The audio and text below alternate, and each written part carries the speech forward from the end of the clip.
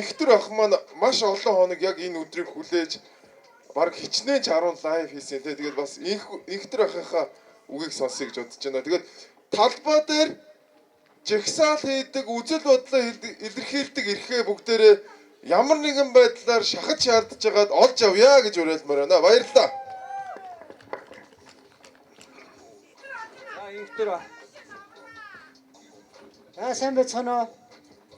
Монголчуудаа бид яагаад манай монголчуудаа одоо хүний эрх нь олондоо байна.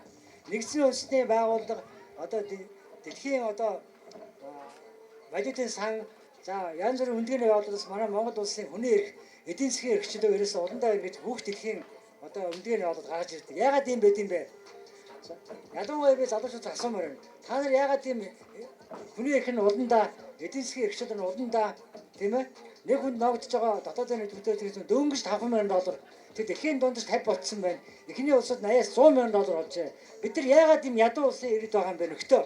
Яагаад та нарын боолын сэтгэлгээтэй энэ ядуу байдлаар эвлэрээ төвчээд байгаа юм бэ? Та нар хэдэн зуун наслж хүлээгээд байгаа юм бэ?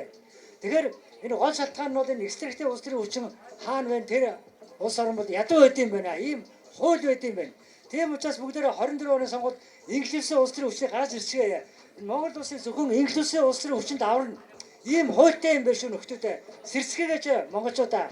24 оны сонгуульд инглисийн улс төрийн хүчин гарч ирээд зас эрхийг аваад хүний эрхийг 5 биш одоо тийм ээ 50 эдийн засгийн эрхчлээ 5 биш 100 болохын төлөө одоо зүтсгээ нөхдөөтэй. Хэрвээ тэгэх юм бол өнөөдрийн талбай дүүрсэн байх хэвээр. Хэрвээ яагаад дүүрэх хэвээр гэвэл энэ ч хэрвээ эдийн засгийн эрхчлэл өндөр байгаад малчтын борлуулалт сайжирна. Эдийн засгийн эрхчлэл өндөр байх юм бол одоо худалдаачдын борлуулалт сайжирна тийм үү?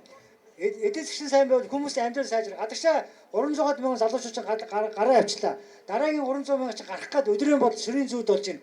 Хэрвээ Монгол улс нэг хүн доогдож байгаа дотоодын бүтээгдэхүүн 5 биш 50 100 очих юм гадагшаа шаардлагагүй болно шүү дээ. За ингээд бүх хүмүүсийг бол эдийн засгийн эрхчлэлийн төлөө хүнийхээ эрхийг сайжруулахын тулд бүгдээрээ тэмцэхээ гэж сэрцгээе гэж уриалж байна.